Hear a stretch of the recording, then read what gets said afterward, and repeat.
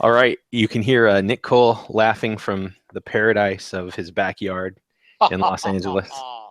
I'm Jason Onspach, and we've got our April edition of the Galaxy's Edge podcast. And I think, Nick, I don't know if this feels like a calm before the storm, but I Yes. think everything's about to really ramp up now. Well, we're certainly hoping so. Yeah, that's kind of the plan. It's like when they'd never fired the Death Star before, and the guy assured them, like, this is totally going to be awesome. You are going to see, which is why, what is his name? Grand Moff Tarkington, Fran Tarkington? Grand Moff Tarkin. Yeah, that guy. He wants to see it fired. You know what I mean? Like he hasn't seen the Death Star fired. He wants to see this thing. He wants to see this beast work. And that's kind of what it feels like. That moment before the weird helmeted guy, which there should be explanations like why that guy has that weird sort of overbitten lip helmet. It's like the German infantry helmet, and they just kept extending it. Yeah. They're like, what will make this guy's day harder? Right. I got to do an 8-hour shift in this helmet, but they never explain like why does he have to have that helmet as opposed to a regular stormtrooper helmet. But anyway, I think they ride motorcycles. I think they ride motorcycles to work inside the Death Star. Oh, okay. And it's aerodynamic. There is a lot, again, a lot of that. Like they always want to go into this prequel big scope Skywalker stuff and who is the Emperor and who is Snoke, but really, they could get by with some helmet explanations. Right. Just what was the military thinking? Yeah. What was the purpose of that? Yeah. So going back to your original thing, yes, it feels like we're about to push the throttle forward on the editing board, which I think is what they used for that shot, and then fire the Death Star. Right. Yeah. I think you're right. And I was worried in Rogue One when they started commencing the ignition that it was going to take away from that scene because Peter Cushing does that really nice pensive, like he's watching to see the planet explode. So thankfully they were wise enough, and I'm just going to give them credit and think it was intentional, wise enough to always use the Death Star at a lesser power, so it did localized damage instead of complete planet destruction. Is that the explanation? I guess I was having so much fun in that movie. That's the explanation I'm giving it. Oh. But they never, they use it the first time and it kind of destroys the city and causes the big dust cloud. Right. They do it the second time to kill all the survivors on Scarif. And then when we see it used in Alderaan, it's just an instantaneous boom, gone. Right. So that seems like that's a difference in power. Yeah. But they didn't explain that. No, probably because at the time, George Lucas just figured that was the first time it was shot. Like, let's test it on Alderaan. Seems a bit extreme. They voted the wrong way a lot of times. So we're getting to that point. I think one of the things that we should kind of discuss and go over is how fast we want to start putting these books out, because we had been working on a 2 chapters per month schedule. And now we're getting to a point where some responsibilities have left our plates and we can focus more on that. And you kind of threw out the idea of, do we commit to try to write about 30,000 words per month each, which is basically a book a month. Yeah, that's a pretty big matzo ball to float. And I wouldn't say necessarily that my plate has totally cleared. But I mean, here's the reality of the Amazon publishing model right now, is that if you want to make a dent or you want to make an impact, we've talked with some other writers who are doing that, who really know what they're doing, and the consensus is that you've got to put content out. Now, having said that, you and I have both discussed, and we won't name names, but some of these people would readily admit that they did not do their best job. Right. Just getting content out was more important. Yeah. So. Yeah. Right. Yeah. Well, and that is a model that you hear a lot. Just keep grinding out content. But you and I both made an agreement. We were like, we don't want to do that. We don't want to have to go back and have it higher net. I mean, like we're kind of like, I think we're both perfectionists. Yes. You know, probably that's why we play D&D, because we want to get it right. We want rules. Did you ever play D&D with like people like me who were pretty fast and loose, or then did you ever play D&D with people who were like total rules lawyers? That was me making money on Amazon right That's nice. That's pretty good. I should try that sometime. No, I never really played with D&D with rules lawyers. Most of the time I played, we didn't know what we were doing anyway. So yeah, that's the best. You haven't lived until you've like accidentally one time I was at this game company, Obsidian, and we were working on Neverwinter Nights, and I just haphazardly said to like the room of QA testers, and these guys all had they were probably all high functioning Asperger's, and I said we should play D&D. And like the conversations that ensued in the next 10 minutes about like rules lawyering, and like, and they were all on board, but like immediately like flowcharts came out, and you know, and I was like, and I immediately like backed off. I'm like, whoa, you know, but like you haven't lived until you've really like played a very unsatisfying game of rules lawyering. So I say all that to say this, that we're committed to doing it right, but we've realized we probably have to do it faster. The great thing is we know the universe, we know where we want to go. So I think over the summer, what we're going to try to do is commit to the first thing we'll do is launch the opening novel, which would be Legionnaire, right?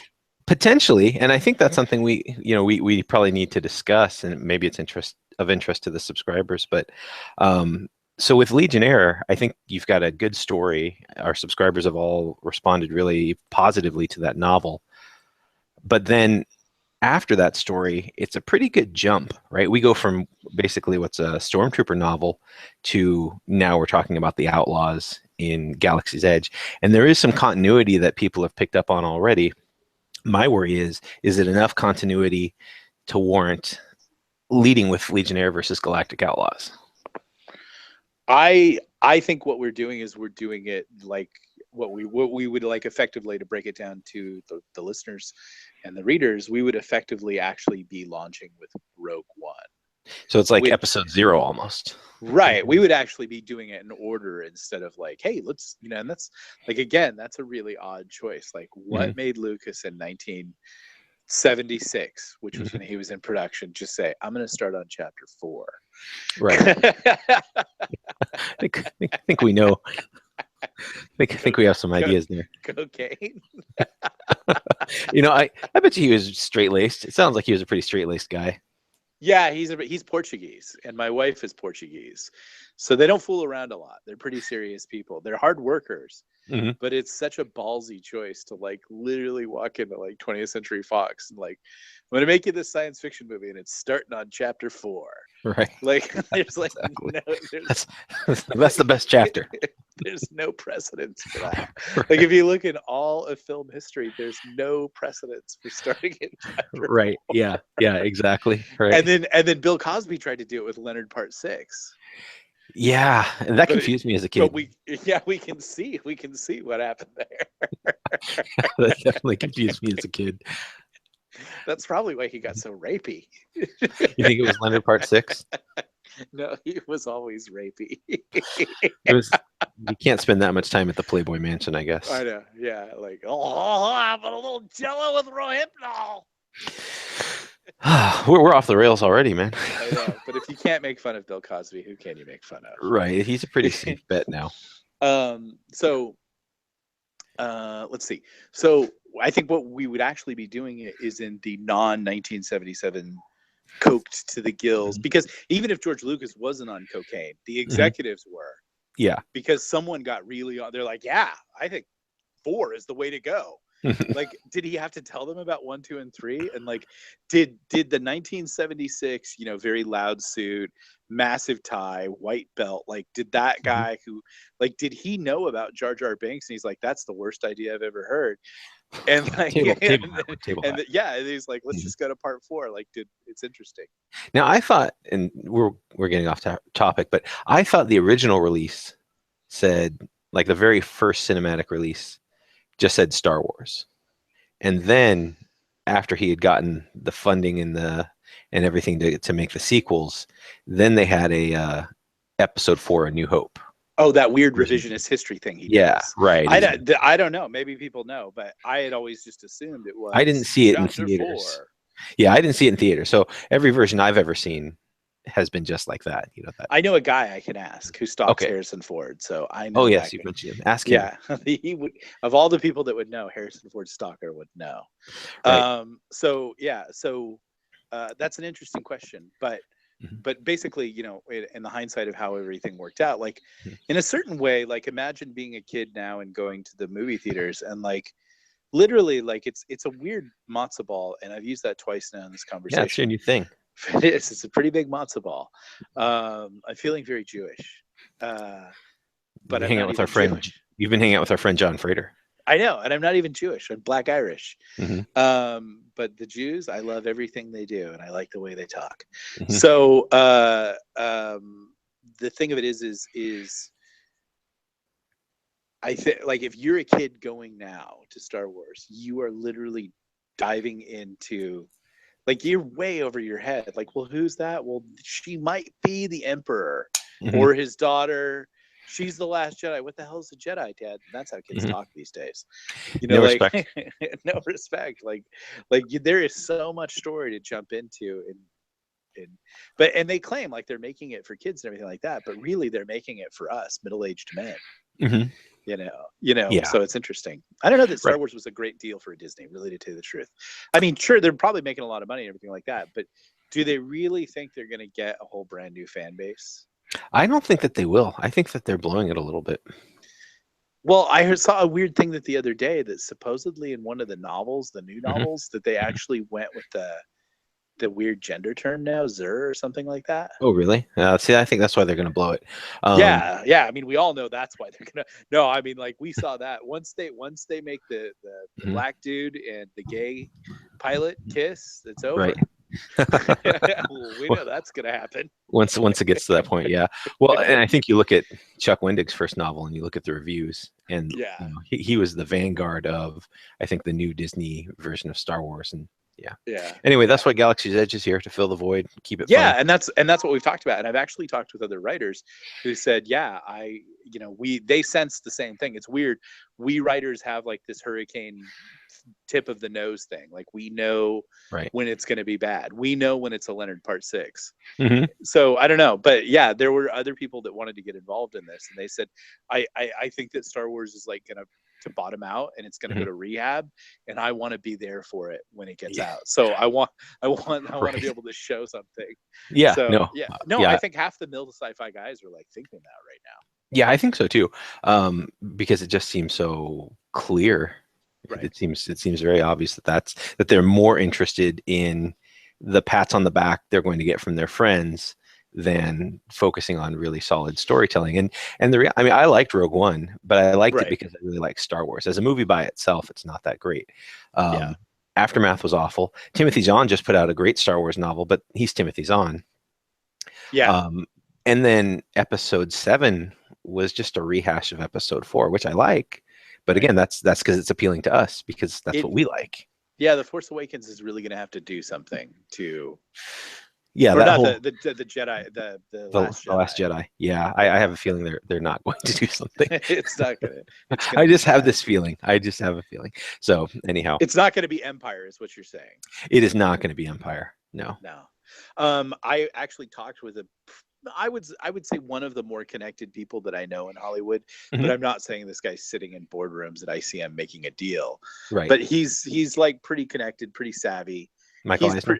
No, but he's predicted some things that I was like, what the hell? And he was absolutely right. Okay. And so he's in the biz, and I said, boy, they've got to be like talking about the whole SJW, sort of emphasis in filmmaking right now. I said, boy, they've got to be switching gears because the culture's changing. Mhm. And, they're realizing now, like the people that elected Trump Mhm. are a bigger force than maybe a bunch of purple-haired unicorn Frappuccino drinkers. Mhm. And I said, so they probably are looking for it. And he goes, no. He goes, they're not. He goes, I've actually talked to one major person, and they said, even if we lose money, we're doubling down on this. Right. Because and he said, wait for it. And he said, this is what they said, because it's the right thing to do. And you're like, oh, you're like the Empire. You're going to blow stuff up and try to rule, that's the thing. Like the Empire goes around blowing up planets in order to maintain peace. And you're like, right. I think you're just fostering the rebellion. Yeah. Nope. Not possible. Right. Done and done. So there's that. Yeah. And that's the other thing we can talk about. I think what I'd like to do is I'd like to send out a survey to our subscriber base and kind of get their feedback on what they'd like to see, because we're already anticipating an uptick in the content that we put out. Because if we're, there's a couple ways we could do it. If we're going to be putting out this kind of volume of work, we could be still give them 2 releases, but they're much bigger chunks of story than what they've got now. Right. Or we could just every week say, hey, here's what we got. Yeah. The main thing is we want to always keep this subscriber, you guys, happy, because you guys came in on this. So you guys will always get all the advanced access stuff. The thing that we would be saying now is we're going to give you more of it. So you're not just reading the stories and drips and dribbles, but you're actually going to get big sections. And we're going to start cranking out a novel every 60 days. Is that about right? Yeah, I think that's our plan. And it's odd to say, because neither one of us are, I think, the type of authors in our own right that could put out a novel every 60 days. I can do it. And be happy with it, though? Yeah, I mean, I put out 4 novels in a year once. That was that's 90 days, right? That's 90 days. And I had room. Like, I've always got, it's just, I think it just depends on, like, if I'm really, like, it's weird. If the project is something that I have to do, and sometimes I feel that way about certain books, then I drag and I don't, but I still am committed to doing it well. And then the weird thing about those novels is once I get to the editing process, right, I'm like, oh, this is great. So both Control Alt Revolt and Soda Pop Soldier were like that, like because I had to do them for HarperCollins. Right. But then I got really more and more excited about them as I wrote it. And then when they were, but like when I wrote Control Alt Revolt in 30 days, because I was working on an Apocalypse Weird project that was just terrible and soul sucking. And it had potential. Yeah, because of, only it was just ruined because of writers that were attached to it. But have you noticed that a lot of podcasts have been saying that lately? I have noticed that you've, in your reflection. I know. I just like zing those people because they're trolls. So I was working on all that, and I was like having to edit it and stuff and do stuff and blah, blah, blah. And then suddenly I was like, oh my gosh, I owe a book to HarperCollins in 30 days. And my wife was doing an opera, and then she's like, I'm going to go do Guys and Dolls up in the Central Valley. So I'm riding on the freeway, and then I get to Guys and Dolls, and they're like, hey, would you play Officer Krupke? Because most people don't know. I am a fairly bad actor. So I'm like, yeah, sure. So like, cause that's the kind of decision maker I am. I've already like I'm already way obligated. I'm like, sure, let's go on stage. So then I'm doing all that. But no, I mean, I totally got that novel finished in 30 days. And then it was considered a hate crime. So maybe that's not a good example. A hate crime with almost 400 reviews, though. So yeah, but maybe I only write hate crimes when I have a deadline. So maybe it's a glorified blog post.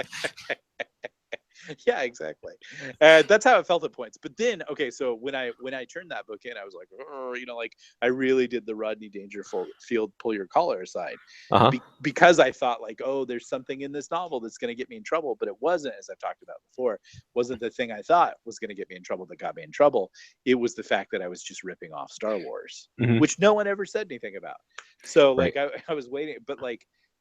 And then when they said that I was Hitler for writing that, that AIs would view us human beings committing abortion as sort of weird and dark and not want to have anything to do with us and destroy us. Then I spent 6 months editing the novel. So that's not fair. But I did actually write the bulk of the novel in like 30 days, just jamming. Do you think Hitler would be happy knowing that so many artists are compared to him now? Like he'd totally take it the wrong way. Like mein art, you know? It's It's like, this oh this yeah, when there's an artist out there, they just compare him to you, Hitler. It's they like, are just yeah, Hitler.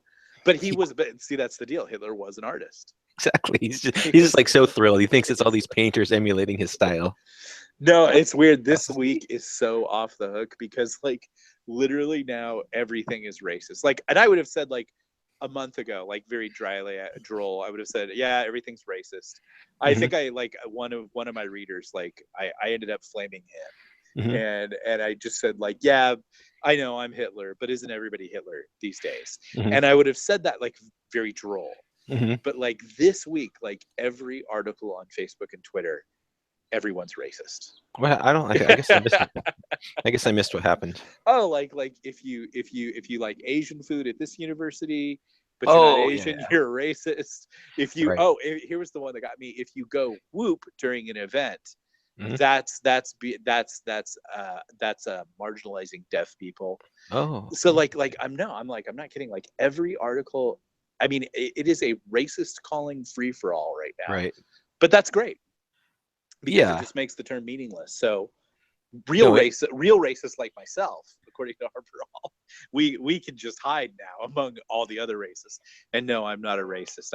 I'm like I said, I'm Black Irish. So you can't actually be a properly functioning Christian and a racist at the same time. yeah, Um, exactly. If you you're not violate your doctrine when you do that. yeah, exactly. So I say all that to say yeah, you can. I think I could. I committed. I was the one that came up to this plan. You had a different plan, which was let's write a bunch of novels and then put them out one after the other. And Yeah, I that was was my like, plan. I hate delayed gratification. I Yeah, can't sit on things. my plan was to write them, and then our subscribers still get the full edited versions, and they get their print copies if they're partner subscribers, their signed print copies and everything. But we wait to release them to everybody on the Zon, as the cool kids say it, until we've got enough to sort of say bang, bang, bang, Right. and have a full-on marketing But I campaign. say, like for the summer, let's just go for it. Let's see what happens. See if we can catch that summer reading crowd. Yeah, I mean, I don't know. Is there a summer reading crowd? I think I, at the very beginning of summer there is, and then it seems to get weird in the middle of summer. yeah, I don't I know. just raised all the price of my books to like $3.99 because I'm tired of the 99 cent.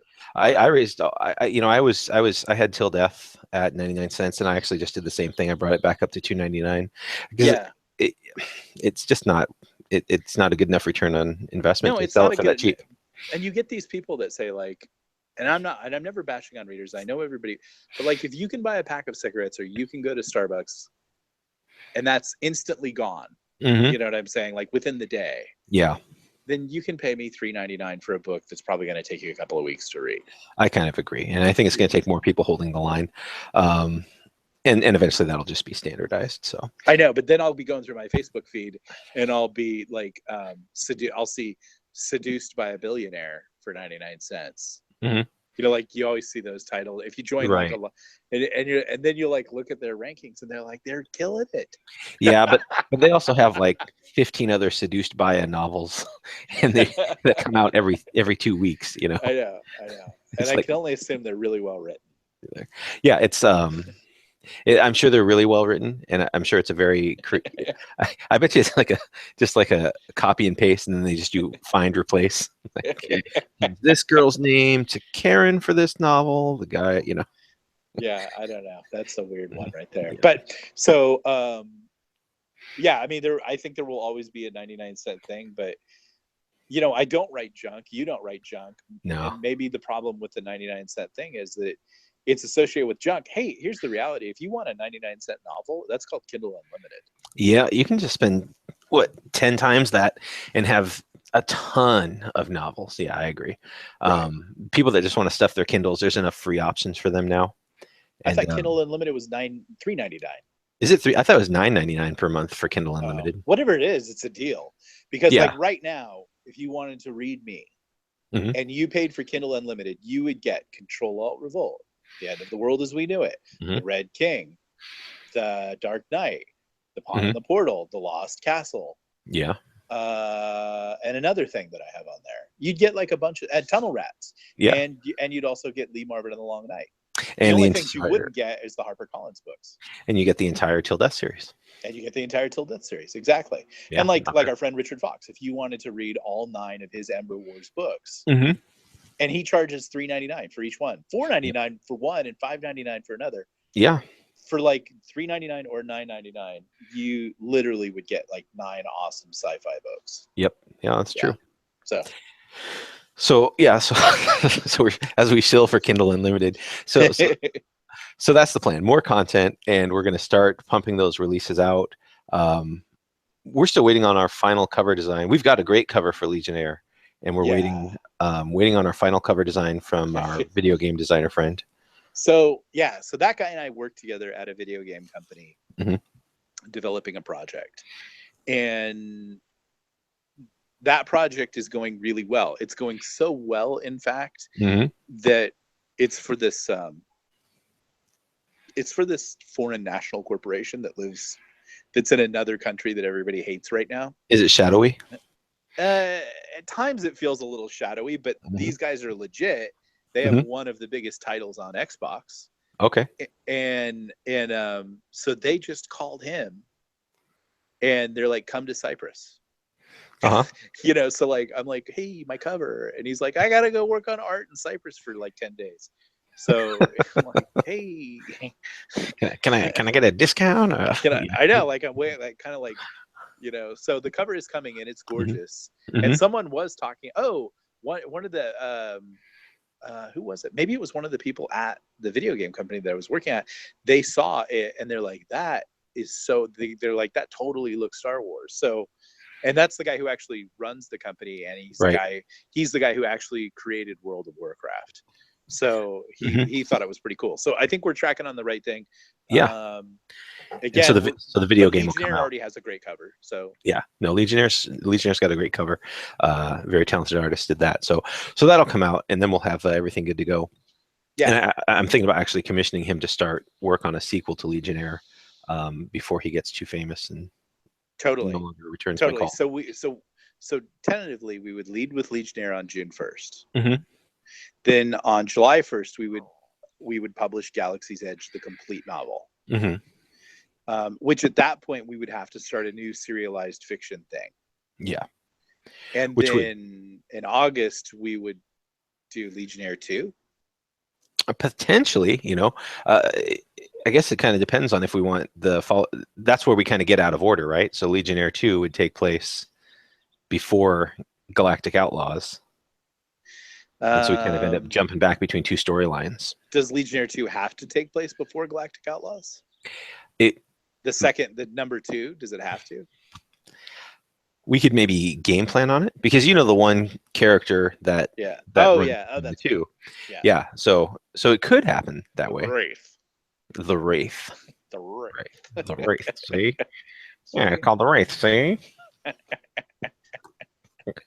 We'll figure it out. It'll be great. And then I have a big novel that I'm writing for Galaxy's Edge called, wait for it, Attack of the Shadow. Yeah, Attack of the Shadow. So it's not the Wraith. The Wraith and the Shadow and the Silver Spoon. And that's when I think Attack of the Shadow is for my intents and purposes, or as a lot of people like to say, intensive purposes, which is totally wrong. And your editor will yell at you if you type that up. For all intensive purposes. But Attack of the Shadow is where I want to introduce the big storyline, the beginning of the big storyline. And what might make sense, we've kind of kicked this around, is for you with that vision in mind to write Attack of the Shadows, and then for me to also write Attack of the Shadows, but I would have the secondary storyline that follows some of the characters from book 1. Yes, I agree totally. So that could be the next, depending on how fast we could do it, that could be the next release, and then I think I see actually how that would totally fit right now. So that's good. Right. Yeah. Good. I'm glad. Yeah. So then there's that aspect. And then we have some of our friends that are interested in writing in the world. And I think what we're going to do, if you agree, is we're going to poll our subscribers and see if they would like to get that as additional content. Because we have some people that would like to write some books in the universe. But we don't have time. We just flat out don't have time to really edit these or check to see how well it fits in the storyline. And there's a chance that we'll accidentally write something that completely undoes a great story.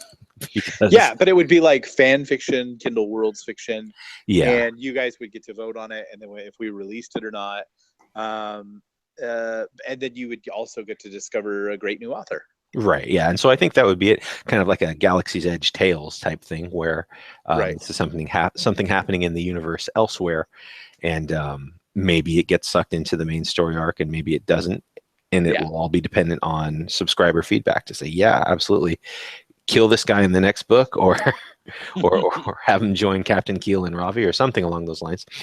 So that'll be more content. Definitely. Yeah. I think we're Right. good. I think we're pretty good too. Now, if we're gonna up our writing, we talked about maybe having weekly talks to sort of go over what we're going to be working on for that week as we go back and forth, because we kind of have to pre-coordinate what we're going to write, because otherwise our daily routine will involve reading each other's work from the night before and then starting, and that can be a little difficult with the way we do it. I wonder if our podcast should just be a recording of those calls, kind of just like a total behind the curtains. Listen to it if you don't mind spoilers and you want to hear how we decide where we're going in the story. What do you think? Like daily? No, I think it'd have to be weekly, right? Like we kind of game plan for the week and say, hey, here's where I think I'm going in my arc. And yeah, I mean that would definitely be open to being a poll, but like, wouldn't people? There would be spoilers. There'd be a ton of spoilers, right? Yeah. Right. So here, let's do a spoiler alert right now, and I'll ask you something that I need to ask you anyway.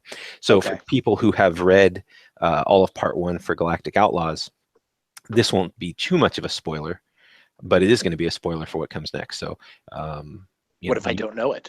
You'll know it. You'll at least have an idea. But everyone else, you've been warned. And spoiler, mind trap. Yeah, Turn back. Come back in 5 minutes. Just fast forward 5 minutes. We'll keep this under 5 minutes.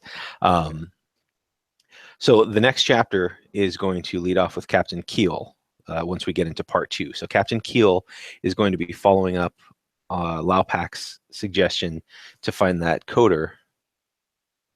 And we talked about the coder being the one who was hired to reprogram the warbot for Prisma's protection. And that's going to be the thread, the clue that gets Captain Keel onto Prisma's trail so that we can get both parties together for the end of the book. And so what I wanted to know from you was, what sort of info should this coder have, right? Like what's realistic for him to tell? What should he know about the family? Where should this have happened? And then what's Keel going to discover? And that you might not want to tell me yet. That might be too many spoilers. But you know, I'm picturing a situation where Keel gets to what's essentially the murder scene, right, and then hunts down Prisma from there, and finally catches up to her along with Rex. Well, okay, so what we know about Prisma's dad is that he somehow gets killed by some criminal types out at the Galaxy's Edge. And he seems to be a bigwig with the Republic, or like a minor potentate, and then he gets killed. But then the weird interchange, I don't know if people have read the end of Part 1, right? Yeah, they have. It's available to them. So okay, so the weird thing that you get with the bounty hunter Rex is that we've introduced KRS-88, the big Prisma's big bot, as sort of this servant droid, but he's kind of big and lumbering and everything like that. But Rex, who kind of has weird memory problems and things going on, he sees the bot as a war bot from the Savage Wars and other times. So he doesn't see a big servitor. He sees that this thing is like a Terminator. Right. And he calls it a warbot. And then there's this moment where he gives it a command override. And it immediately goes into warbot mode. So the question I would say is, did Prisma's dad know that he was in trouble, and he hired and had a warbot reprogrammed to protect his daughter? Yeah, and I would say that, and that would be my thought and so the guy he hires is the guy that Rex is going to meet up with. But that was my thought. That was a great idea. That Prisma has no idea that, I'm assuming that the spot has been around her for a long time. Right. So her dad knew maybe from the time that she was first born, eventually something's going to catch up with me, and I want to have an insurance policy. Which makes this one of the first things that the coder, one of the earlier coding jobs that the guy does, but he'll remember it because it was so complicated and such exotic tech and all that kind of stuff, because it's all Savage War stuff. Yeah. So, okay. Yeah, no, that works. And then what we'll have to get into later is what we're actually going to find, if you've given thought to that. Like, what I can come up with the clues, but if the way he dies is important to future stories, then we probably want to collaborate on that. The way who dies? Prisma's dad. Yeah, I mean, like, yeah, that's something we would want to. I mean, I think it's one of those sort of situations where a group of guys show up and murder him, and we talked about that. She sees that. But obviously, I think the important piece of information is he knew it was going to happen. Right. So the question is, who's behind it, and then, why did they do that? And so obviously, the thing with Keel is he would talk to the coder, and the coder would be able to say, yeah, this warbot was reprogrammed here, and by these people, and then that would take him to those people, and then you could say there was a bizarre type situation. Oh, we sold it to this guy. Well, what happened? And so then he goes out there, this guy got killed. Well, what happened to the warbot? Well, the warbot took off with his daughter. Where did they go? Oh, the Republic spotted them on blah blah blah. What's the name of that city? What? Akabar. Akabar. They were spotted at Akabar, and they escaped in a freighter called the Obsidian Crow. Right. Yeah. So she hires transport to get to Akabar, and and they arrive at the start of the book. So I guess, how long has it been since her father had died? I would say like a week and a half, 2 weeks. Okay, so the trail's maybe a little cold, but it's not ice cold. Yeah, I wouldn't say it's ice cold, but it's yeah, I mean, it can be adjusted to whatever you need it to be. But again, he's two steps behind it. Then also with him, with Keel, I think there's some other motives going on. Oh yeah, Keel definitely has his own motives, own agenda. Yeah. Yep. So, but I'm looking forward to when Keel and Rex meet up. Yeah, I mean, in a good way. Because I think Rex is going to, in a good way. I think Rex is going to see right through him. Yeah, maybe. It depends. You think so? Yeah. Well, I think he just sees the world in a really weird way. The problem with Rex is he's super deadly. But he's not a person who intends to be deadly. He just is a person who intends to do what needs to be done. Right. And you don't live as long as this cat has lived and go through everything without just being weirdly fairly good at stuff. Yeah. So I don't know. And then, it's not luck, but I think what we'll find out about him is that he has some interesting things going on with him. And then those kind of tie into the big arc that'll come in the Attack of the Shadow. Right. Yeah. No, I think that works. And what I mean is, I think that, Keel's been established now as he's got an interesting personality, but he's really good at what he does. And I think that what Rex is going to be able to do is to spot him and know why he's good at what he does. Oh, definitely. Yeah. I think he's a person who sees everybody in silhouettes. Rex, if you ever play games of silhouette, if you have kids and you play pattern recognition games and everything like that, everything breaks down into silhouettes. And I think that's one of the things that keep one of the things that has kept Rex alive is his ability to immediately determine what is a danger to him, and then to make most people, when they get in danger, like average people, when they get in dangerous situations, a lot of people just sit there and say, I can't believe this is happening to me, or they hesitate to act. But when you look at people who specialize in security and defense and response and all that kind of stuff, momentum is the big key. A lot of like what they taught me and the military training that I had, they said any decision is better than no decision. So Rex is one of those people that whether it's a good or bad decision, he's going to make his decision faster than you can make your decision. And that gives him an edge. Even if that decision is just to go ahead and shoot you and that's a bad decision, he's willing to live with those consequences. Right. Yeah. Yeah. You know, you can say that seemed like the best decision at the time. Yeah, because he gets to live with the consequences, you don't. So he becomes an incredibly dangerous person, but we obviously wouldn't be aiming him at someone. Both Keel and Rex are aimed at somebody who Prisma wants dead, but obviously, you know, if you just understand stories and novels, this person's probably more than a match for both these cats. Right. Yeah. Which will be interesting. So. Yeah, it'll be cool. It'll be fun to see what happens. And again, it's fun to riff on the Star Wars mythos without actually doing Star Wars. So, you know, like ideas that we're going to be introducing are the quote unquote the Force and quote unquote lightsabers. I actually already planted one of those in chapter 1. When you kind of like, if you think about like, well, how did they come up with lightsabers? And I'm sure, you know, Star Wars canon explained lightsabers, but I wanted to explain it from like, you know, like a practical standpoint. So it'll be interesting. And that doesn't mean necessarily, you know, like everybody's all suddenly G-Gon Kwai.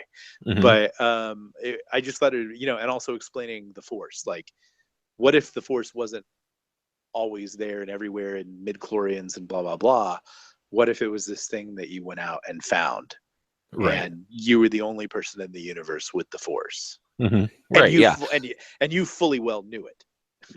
yeah. Who is the first Force user? Like who figured it out and then said, "Oh, there's a way." Yeah, you know, I mean, like we could make an argument like if Disney ever like sued us, but we were so wildly popular, they're like, we can say like we're actually telling you the origin story.